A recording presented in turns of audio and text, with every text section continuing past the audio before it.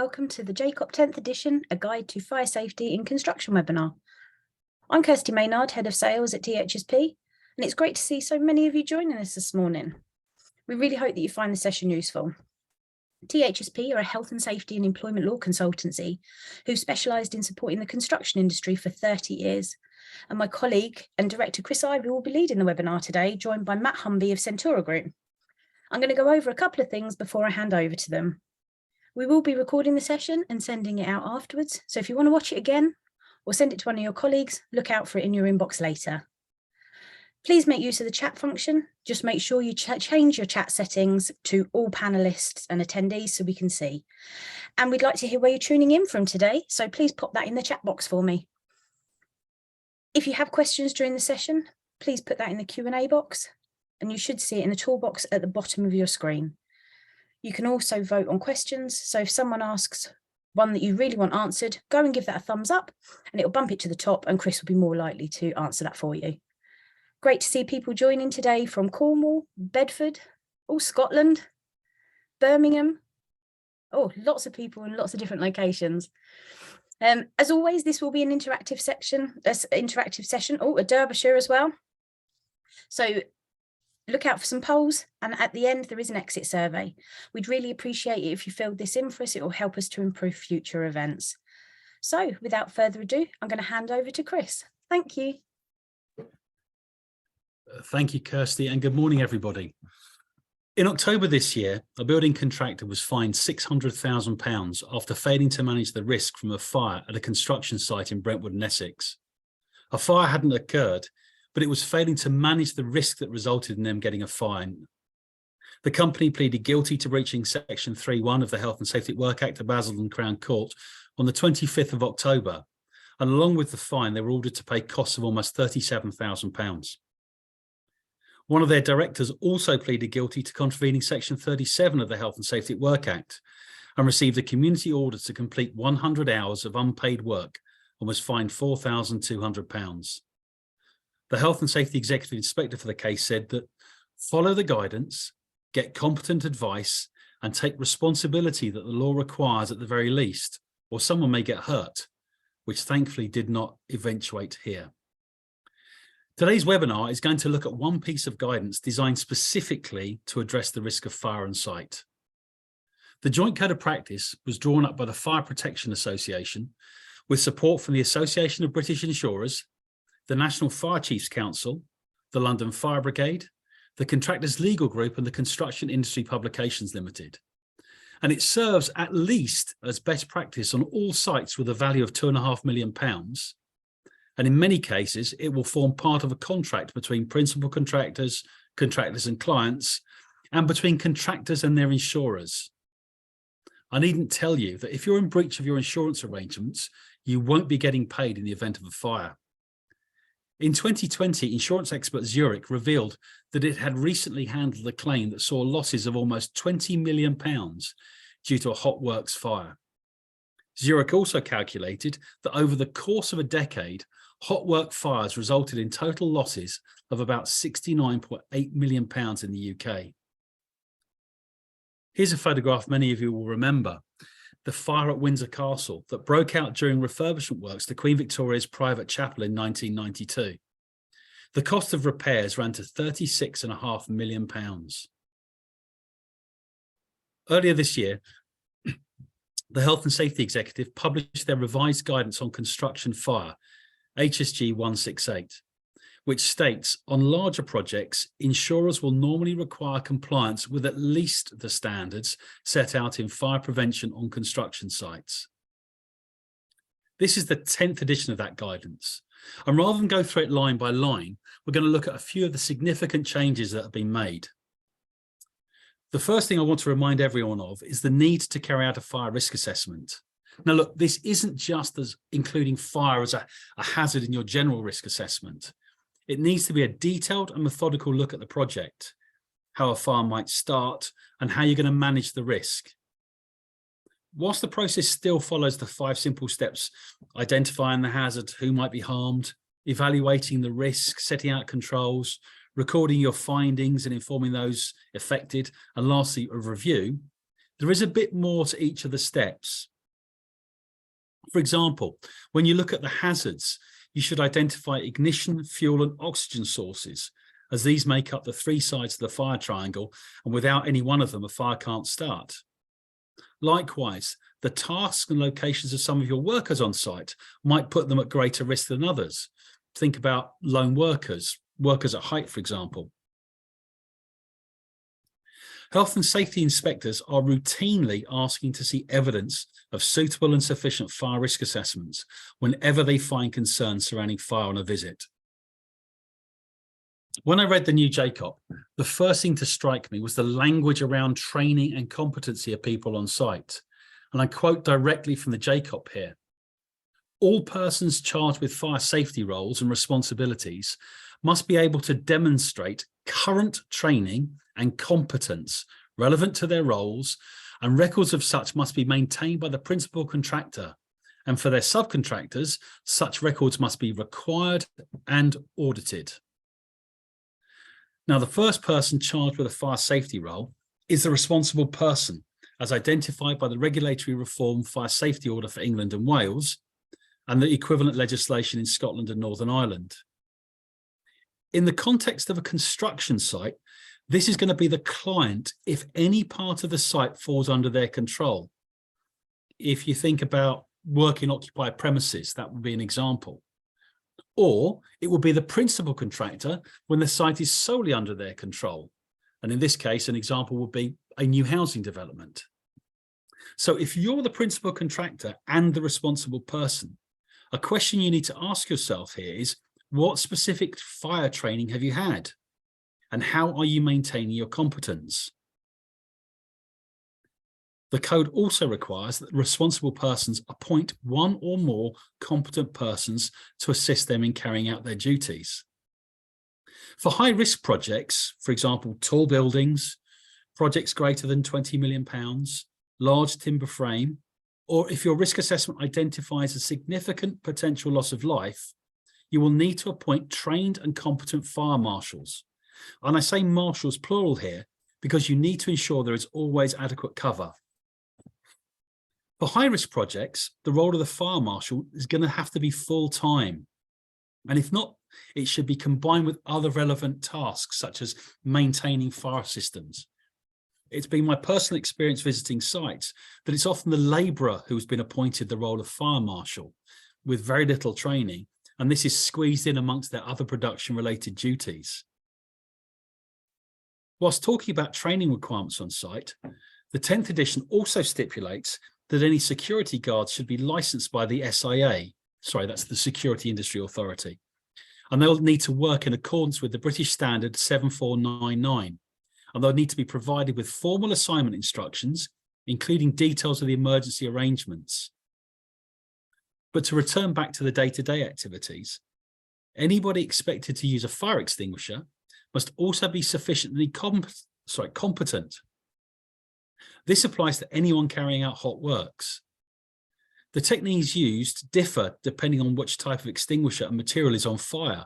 So this makes perfect sense.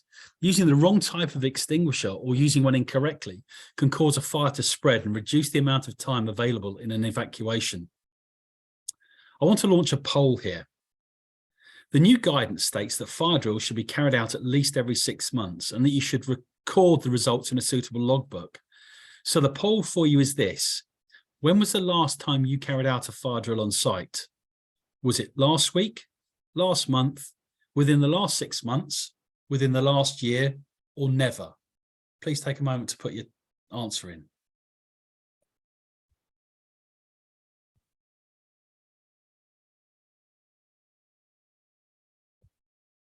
Okay.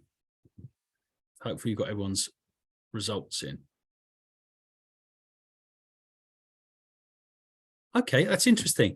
A third of you has within the last month, just over a third within the last 6 months, 13% last year and 17% last week, with no one ever saying never. So that's brilliant news. Thank you, everybody. That's really good. According to research carried out by CE Safety, of the 309 construction fires recorded in 2020-2021, 16.8% of those were hot works related. It's hardly surprising then that the JCoP seeks to set out tougher standards on the management of hot works. One of the most contentious issues is that permits must not only be for a fixed period, but the exact wording is, fresh permits should be issued where, for example, work extends from morning to afternoon. Now, conversations are taking place regarding this, but in the meantime, if you want to remain compliant, you're going to need to issue 2 permits if the work extends over a full day. Whilst on the subject of hot works, the JCoP advises that the use of acetylene on construction sites should be eliminated wherever reasonably practicable and alternative methods of cutting and welding be adopted.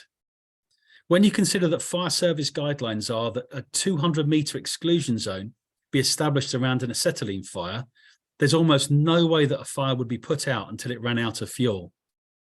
This isn't uncommon. In June this year, residents in Thatcham were evacuated from their homes for more than 8 hours, whilst fire crews from 3 stations attended an acetylene cylinder fire. When you issue a hot works permit, the recipient must ensure that they provide at least 2 fire extinguishers appropriate to the risks at hand, and that the area specified in the hot works permit must be subject to a continuous fire watch. In all circumstances, the fire watch must be maintained during lunch and tea breaks or any other temporary cessations of work. Ideally, you should be taking photographs of the immediate vicinity, any adjacent voids or vulnerable spaces, to demonstrate that that fire watch has been carried out. The guide goes on to say that extinguishers must be located in conspicuous positions near exits on each floor. In the open, they should be situated in red boxes raised 500 mil above the ground level with a sign "Fire Point" at a height readily seen. These plastic stands that many are on don't meet that requirement. I'm going to launch another poll in a moment. The new version of the JCoP states that ride-on mechanically propelled site plants should carry an appropriate fire extinguisher where reasonably practicable. So my poll is, how many of you have a small fire extinguisher in your car? It's a simple yes or no.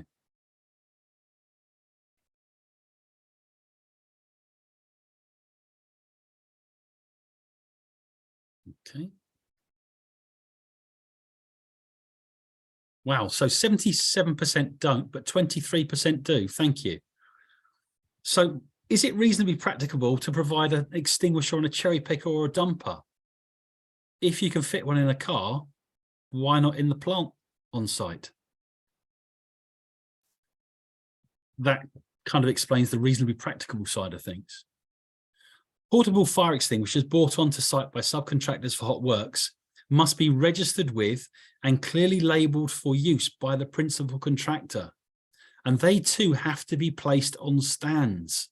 They can't just be sat on the floor next to where the work is going on. Surprisingly, the JCoP sets out lesser standards for fire alarm systems than HSG 168. And for that reason, I would strongly recommend you follow the HSE's advice instead. They state that you can only rely on word of mouth to raise the alarm on very small open air sites or small scale open structures. If your site is limited to either open structures or structures with only a few rooms, you could provide a small self-contained proprietary fire alarm unit. But on most sites, you're expected to provide an interconnecting system of call points and warning devices, such as sounders or visual strobes. These can be hardwired or wireless. This is a photograph from May this year, taken by Derbyshire Fire and Rescue, of them tackling a construction site fire. You can see that the welfare cabins have been pretty much gutted by fire. On many larger sites, welfare facilities and offices are often provided through temporary accommodation units or TAUs, and you need to make sure that your fire risk assessment and plan include these. The revised guidance continues to specify that these should be located to ideally provide a 10-metre fire break, but at least 6 metres.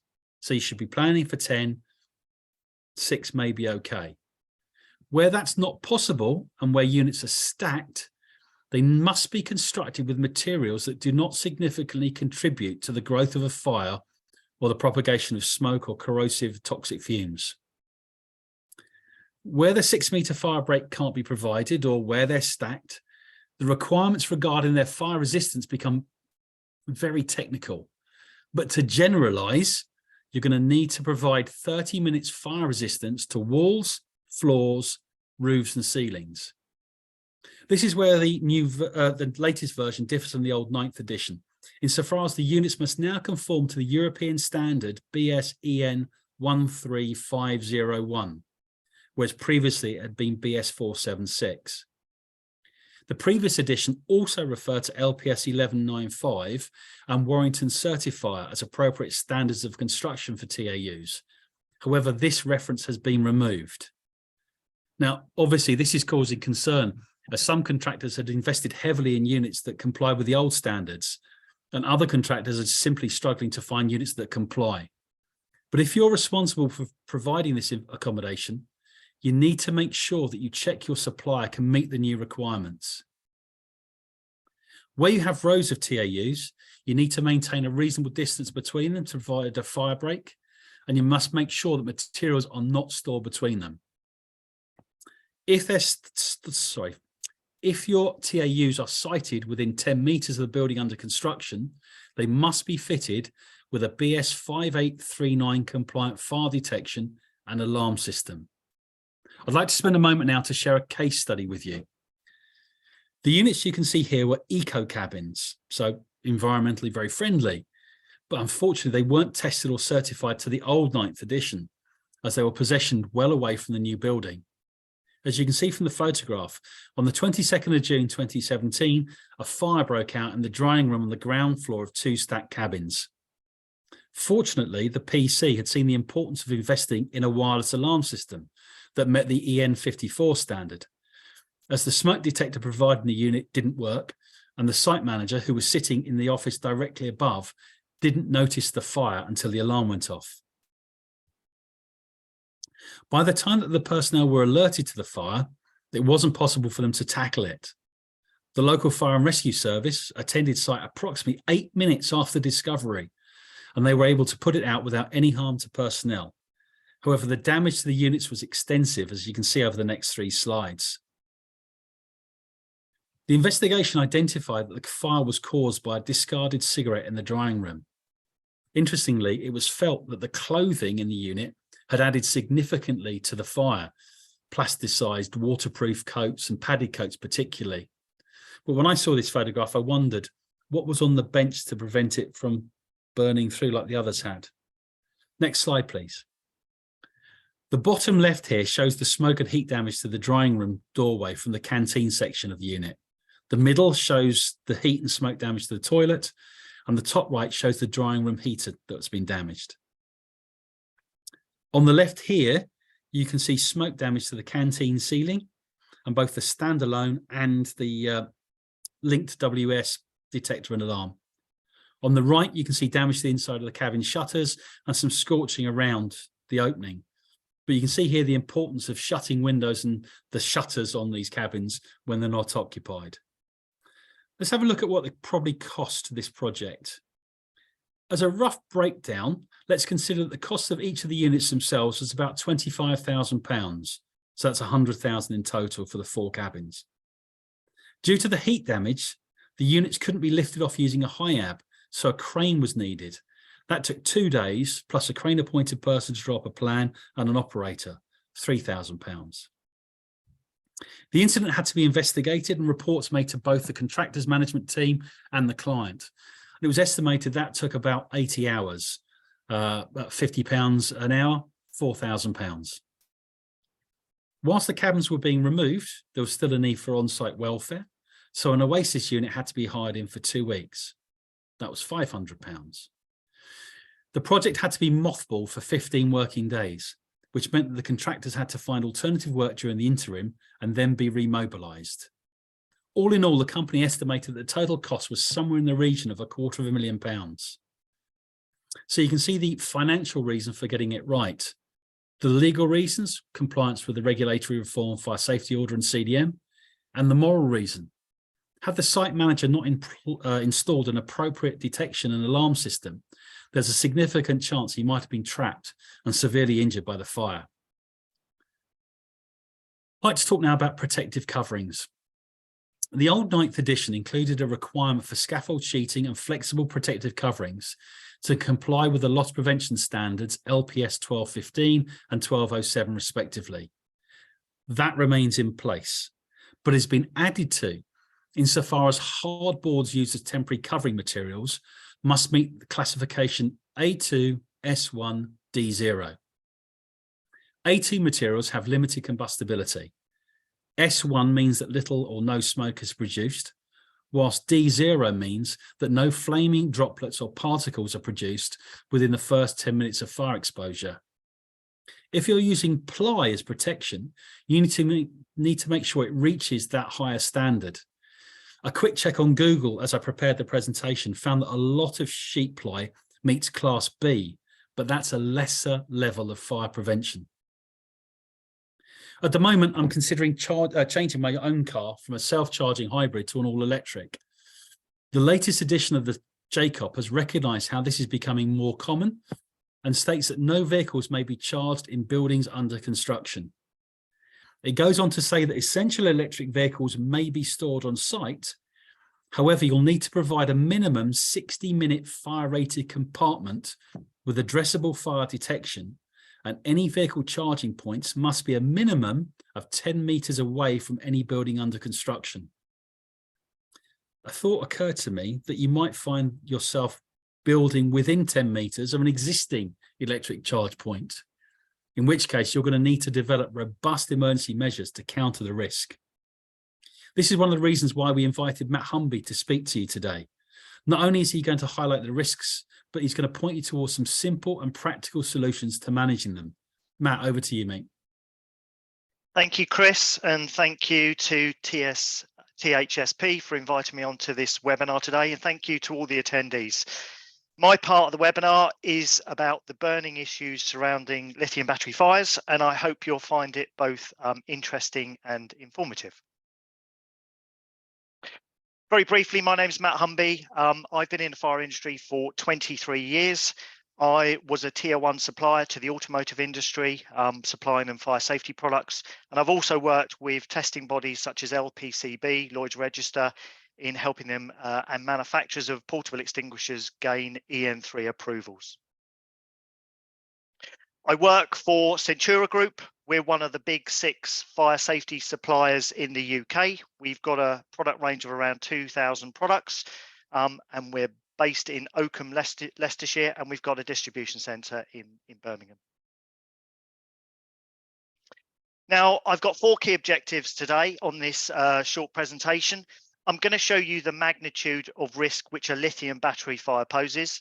I'm going to show you some examples of battery fires, some videos at the end. I'm going to provide you a brief understanding of why a battery fire takes place, and I'll also provide you an understanding of some management risk solutions which can help you mitigate that risk with products that we've developed with a UK chemical manufacturer. So very briefly, I'm going to take us back to 1983. If we were all back there and we were lucky enough to have a mobile phone, that would have been the mobile phone we would have probably been using. Now, this mobile phone would have weighed around 3 kilos. It would have taken you about 10 to 12 hours to charge. You would have got about 40 minutes talk time on it. And the best thing about that mobile phone is it's totally unlosable. That is a mobile phone you're not going to be looking for on a Sunday night. Now, there's a couple of reasons I put this in here. One is I don't want to come across or make you think that I'm anti-lithium battery, or we are as a company. I'm not, we're not. Lithium batteries are amazing products. When you think about it, they've basically changed the way we live. They've changed our lives, and they're going to continue to change our lives as we move forward. So they're great products. In general, they're very, very safe products as well. They've all got what's called a battery management system built in, which regulates how the battery is operating. But there's growing instances of lithium batteries catching fire. And this is something that we need to look at and maybe change our mindset about how we treat and look after batteries. Now, this is an image of some battery cells. So I'm just going to explain briefly the difference between a lithium battery and a lithium-ion battery. So a lithium battery is normally a single or double cell, and they're the type of batteries you can't recharge. So they'll be in a remote control or a smoke alarm where you need to replace the battery after its life has ended. And they're called primary cell construction type batteries. Lithium-ion batteries are slightly different. They're the type of batteries that are in our devices, such as laptops, mobile phones. And they're called a secondary cell construction type. And they're the type of batteries you can recharge and use over and over again. Now, there's three images in this slide. The bottom image is of cylindrical cells. So we're talking cells here. They're in things like EVs, electric vehicles. The top image is of a Panasonic prismatic cell. And they're the type of battery cells you'll find in power tools, electric hoovers, or electric garden tools such as hedge trimmers. And then the cell over to the right is of a pouch cell, and they're now more commonly found in mobile phones and laptops. Essentially, they're the three most common types of battery cells. Now, when we're talking EVs, electric vehicles, it's slightly different. This is an image of the ID.3 from Volkswagen. And the bottom image shows that they've got 12 modules. So they use modules with many hundreds of battery cells in each module. And what they do is they connect those modules together to make a full battery pack. And that image shows the 12 modules connected together to make a full EV battery pack. Now, the characteristics of a lithium battery, well, they're capable of storing a large amount of energy, and they're capable of storing that energy in a really small space. They're also very, very lightweight, which means you can carry a laptop, a mobile phone around with you, unlike the 1982 mobile phone we saw earlier. They do, however, can become volatile when they're under stress. And if that energy of the battery comes out in a way that can't be controlled, it will result in a fire and an explosion. Now, here's an image that I got sent to me in the summer. It's of a Tesla S in America. It caught fire. Very unusual that the EVs catch fire, but they do catch fire. But what was most interesting about this, it took the fire rescue service about 30,000 litres of water to actually put that fire out. But what was most interesting is the bigger image, you can actually see the cylindrical cells from the battery module falling on the floor. Now, I was led to believe that Tesla have now developed a system within the battery module packs where, to a certain temperature, the actual battery cells from those modules will fall away and they will come to the floor, and that will help the fire rescue service tackle the battery and stop that thermal runaway process. And as you can see, all those battery cylindrical cells are on the floor, and it did help reduce the time to put this EV fire out. Now, when I first started talking to people about lithium-ion batteries and the risks, it was about 3.5 years ago, I got a decent response back from people, but it wasn't really high on people's agenda. It's now recognised in the UK as a serious health and safety issue by many health and safety managers, even many of you out there now. And the highest profile example I can give of that is from the top image, Transport for London. So basically in October 2021, this is the image of an e-scooter that caught fire on a tube at Parsons Green tube station. Transport for London had around about 10 or 12 fires of these devices on their network. They quickly realised it was a serious problem and a serious risk, and so they banned all e-scooters, e-bikes, hoverboards from their entire network. So you can't take them on a tube, bus or train. And it was a really smart move of them to do that. And the bottom image is what the result of a fire from an e-scooter being charged in a flat. And unfortunately, that block of flats was in eye shot of Grenfell Tower, where we had that terrible disaster. So it just shows you the devastation that an e-scooter can cause. Now, when a battery goes into a fire situation, it's called thermal runaway. It's a chemical process. So if you can remember, it's a chemical process. And the causes of that are in the 5 pictograms at the top in the circles. So if you're constantly overcharging your battery or exposing it to sunlight or heat, if you penetrate or crush a battery, or even if you short circuit a battery, i.e. maybe pumping it full of too much energy or using the wrong charger, it will go into what's called thermal runaway. And the reaction of that is you'll get a venting of gas and smoke, you will get an explosion, and you'll get a fire. And that reaction happens very, very quickly, far quicker than any other fire out there. Now, no matter what size battery you've got, from your mobile phone, from your e-cigarette, right the way up to an EV, these are the gases that you get from a lithium-ion battery fire. None of them are particularly nice gases. I'm going to pick out three. Hydrogen fluoride is one of the very early gases you get. Hydrogen chloride, not nice. And again, hydrogen cyanide, nasty gases. So volumetrically, the bigger the battery, the more amount of gas you're going to get. But any size battery, as I said, they're the gases that you're going to get venting from that fire. Now, I'm not a chemist, but I'm just going to give you a brief overview of how a lithium-ion battery actually works. So what you have is you have your minus, which is your anode, and that's where the copper current collector is, and you have your plus, which is your cathode. Now, in the middle, you have a semi-permeable separator and an electrolyte, and they're very, very thin, half the width of a human hair.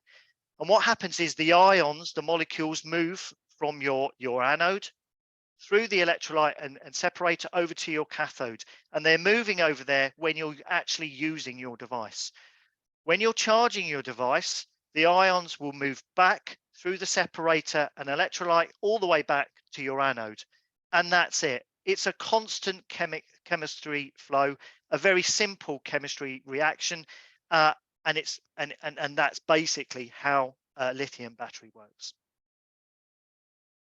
Now, here's a great little video to show you that in action. So as you can see, you're using your device. So the molecules are moving over to your cathode, to your plus.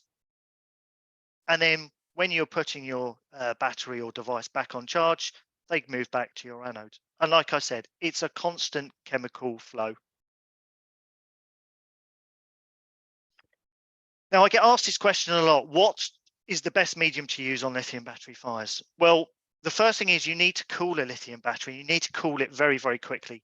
Water will cool a lithium battery, but the trouble is the water will evaporate due to the high temperatures of that battery. Batteries burn at between 5 and 1000 C. So the water will just cool it. It won't provide a thermal barrier. Normal foam extinguishers, well, they're designed to smother and put a film over a fire, but they won't survive the high temperatures that a lithium battery fire burns at. And powder, as we know, powder has no cooling effect, basically. So it is completely ineffective on a lithium battery fire. So dry powder extinguishers will not work on a lithium battery fire. And also, lithium battery fires are not Class D fire risks as well. And here's an image just to show you why water really just on its own won't work unless you have thousands of gallons of it. It's cooling the outside battery cells, but what you get is you get those inner cells that are going back into thermal runaway. And because there's no barrier between each cell, the water is just evaporating, and all that will happen is the battery will go back into thermal runaway and keep burning. Now, there's a couple of management risk solutions we can all do to mitigate the risk. There's a list there, but two of the most important ones, I think, is keeping batteries away from heat and direct sunlight. Lithium-ion batteries don't like heat, they don't like sunlight, so please avoid storing them near heat or sunlight. The other one is try not to keep overcharging your batteries. So I speak to battery manufacturers, and batteries don't like to be constantly charged and charged to 100% and going back to zero. The best way to charge a battery is 30% up to 70 and let it go back to 30 and then recharge to 70. It will give you a better, longer battery life as well, but that's the optimum range really for charging. Now, we've produced over the last 3 years a range of products that can mitigate the risk of lithium-ion batteries, and we've produced this rainbow effect to show you the products. They range from small 500 ml aerosol extinguishers with the vermiculite medium we use in them, which can tackle a mobile phone battery, And it goes all the way around to things like a 50-litre trolley unit, which can tackle bigger modules, bigger battery modules. And in between there, we've got fire blankets now that you can actually put over a lithium-ion battery. They will survive up to 1000 C. And we've got containment bags where you can actually put batteries into, and they will contain any battery going into thermal runaway. Now, what we're going to do now is show you a very quick video of a fire extinguisher test we did in September 21, and this video will show you it being used on a lithium battery fire.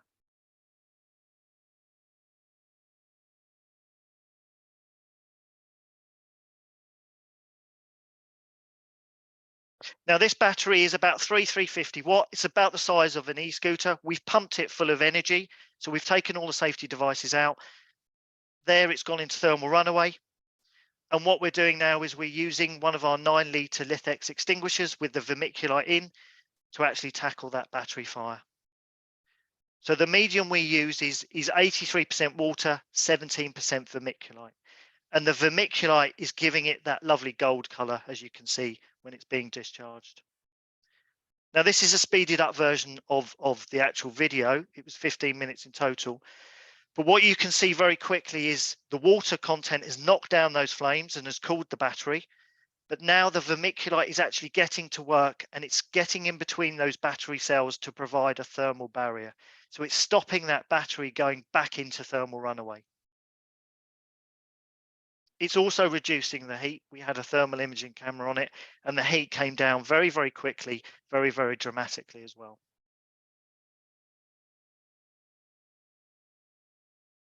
So that was a brief video of our lithium battery. So how does it work? So as you saw in the video, the AVD is applied as a very, very fine mist. And with the water content, it actually knocks down the flames and cools the adjacent cells very, very quickly. But we need to do more than that to tackle a lithium battery fire. And what the vermiculite does, it does three functions. It provides a thermal barrier from cell to cell. It will provide an oxygen barrier as well, so it actually encapsulates the battery and will dry, and it provides an electrical barrier. If you all know your fire triangle, which I'm sure you all do, you need fuel, heat, and oxygen to start a fire, and you only need to take one of those elements away to tackle the fire and put it out. Well, vermiculite and AVD actually tackles all three of those elements on the fire triangle. Now, if you don't know what vermiculite is a naturally occurring mineral. It's mined in South America, Asia, and in India as well.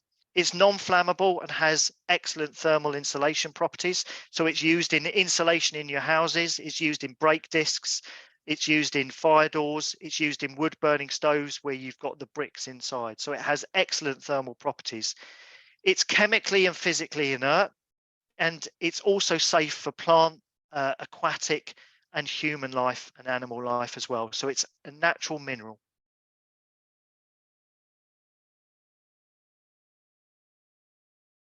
So the fire standards, I get asked this question a lot about fire standards on lithium-ion batteries. So hopefully I'm going to explain the current situation with the fire standards. So just currently, I'm going to take you back to a different product. Currently, the biggest cause of domestic fires in the UK, over 48%, is caused by cooking fires. And in America, that figure goes up to 62%. They're incredible figures. Now, what's crazy is we provide a product called a stove guard system, and that actually meets a standard and prevents cooker fires. It meets a BS standard, the British standard, and it meets an EN standard, a European standard. It's 50615. So that's great. That's for cooking fires. If we get to a point where lithium battery fires are overtaking those numbers, then we have a serious problem in the UK. So currently, there is no British standard in the UK for lithium battery fires. There is no EN standard, a European standard to tackle lithium battery fires. And there's not even a recognized UL standard, which is an American standard to tackle lithium battery fires. So all we can do as producers and providers of these products is get them independently tested. What we need is proper standards so we can get them approved. So you as the consumer can be confident that you're buying a fully approved a product that meets either a BS or an EN standard. And we are doing that, and we are lobbying as quick and as much as we can to get those standards in place. So I'm going to show you now our show reel. This will give you some instances of lithium battery fires, which I hope you'll find really interesting. The purpose of this show reel is to provide some real-life examples of lithium battery fires and illustrate the different ways the fires present in the different devices. First, here are some examples of typical smaller device lithium battery fires which have been featured on YouTube and in the news. Mobile phone fires. A standard mobile phone comes with a built-in safety device which will usually switch it off at about 40 degrees centigrade. But if, for example, the phone was left in the sun on a car dashboard, it will continue to heat up until it catches a light. Mobile phones contain a small lithium battery, typically 60 watt-hours or less. E-cigarettes. These contain a cylindrical cell battery. There is virtually no warning. They almost seem to spontaneously ignite. This can be particularly dangerous when kept in a pocket. Power banks. These devices contain larger size cell batteries, typically 4 times 21/700s, which can charge a phone 3 or 4 times. That amount of stored energy can cause quite a significant fire if the power bank is in a bag or pocket. A lithium battery powering a laptop is usually between 60 and 100 watt-hours and is capable of spraying debris across the office, so is likely to set other areas of the room on fire too. Electric scooter fire. There is more warning with this as smoke is emitted first, but it still erupts into a fire quickly. The lithium battery is in region of 500 to 750 watt-hours. Electric scooters are now banned on TfL network due to fire risk and regular fire incidents which have taken place. E-bikes. These can have up to a kilowatt-hour lithium battery. Just like the e-scooter, the fire starts by emitting smoke first. Using a garden hose to spray the battery with water doesn't make any difference to the fire. It just keeps going. And now for some larger fires involving a recycling centre, a battery energy storage system, BESS, and a couple of electric vehicles. The recycling centre.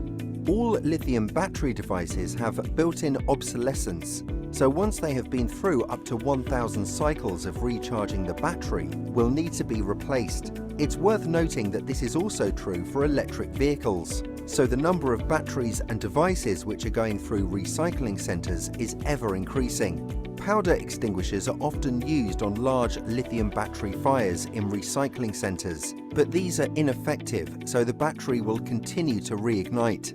0.7 litres of smoke is generated per battery watt-hour. Therefore, a 6.5 watt-hour battery will generate at least 5 litres of smoke. Next is a video showing testing of the fire hazard of a 125 kilowatt-hour energy storage system comprised of lithium nickel oxide, lithium manganese oxide batteries. The fire smokes for a long time, but once the flames break through, the whole container is destroyed due to propagation of thermal runaway from pack to pack. In China, there was one of these container fires per month last year.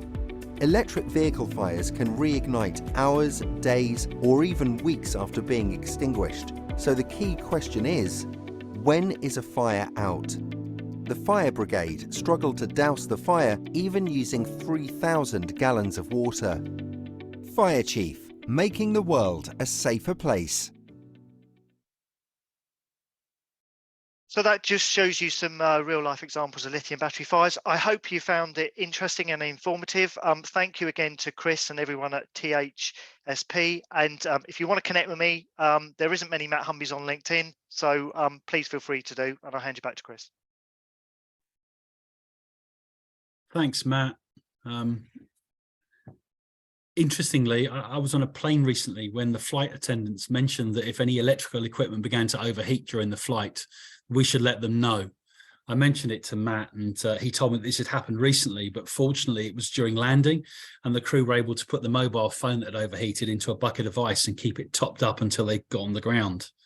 But I did wonder what would have happened if that had occurred mid-flight, say mid-Atlantic. To return to the subject and high-risk construction, the JCoP goes into detail regarding tall buildings and large timber frame projects. However, there is a far more going on with these topics than is set out in the guidance. And anyone even contemplating this type of work should make sure that they are fully compliant with the Building Safety Act and the Structural Timber Association guidance, respectively. So we're getting close to, well, we've actually overrun slightly. I just want to summarise then the elements that stood out for me from the revised JCoP. Firstly, it's a reminder to construction companies that they must carry out suitable and sufficient fire risk assessments of their sites and include their welfare accommodation. There's a requirement for recent and ongoing training, in particular for the responsible persons, fire marshals, and anyone tasked with using fire extinguishers. There's a requirement for improved hot works procedures, higher construction standards for temporary accommodation units, and not forgetting, thank you, Matt, arrangements for electric vehicle charging. Unfortunately, I can't provide you with copies of the JCoP, but it can be downloaded free from www.thefpa.co.uk.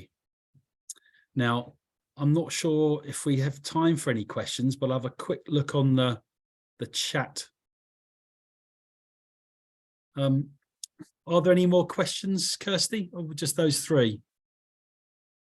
Just ones. We had one question, which was, should fire safety officers look at putting in place a best practice approach for lithium-ion battery risks? And that was for Matt. Yes, yes, really, it should start to be considered as a real big risk. The trouble is that, like I said, Kirsty, there is no standard at the moment, but with the amount of lithium batteries now on construction sites and everywhere that we see, yes, they should really be looking at that as a fire risk assessment. So I would definitely look at that. A lot of fire risk assessors are now really putting that in place anyway, and insurance companies are certainly now giving advice on lithium batteries in that sort of environment. I would certainly endorse that too, Matt. Obviously, as a fire risk assessor, we mentioned at the beginning of this, you need to look at your ignition sources, your fuel sources, and a lithium-ion battery could produce both of those things, could it not? So absolutely. I think it should be considered in any fire risk assessment, and any fire safety officer would be daft to ignore it. Yeah, totally agree. Yeah. Okay, well, it looks like then we've overrun by 5 minutes, for which I apologise. We'll try and get it down within the 45 minutes next time. Can I just say thank you to everybody who's attended today? Thank you for your time. Thank you, Matt, for your time. Like Matt, mine is a reasonably unique name. If you want to link with me on LinkedIn, that's fantastic. I will just bombard you on a regular basis with my mental health posts. That's about all I do on there nowadays. Thank you, everyone. Enjoy the Christmas break, and let's have a safe 2023. Thank you, everybody. Cheerio.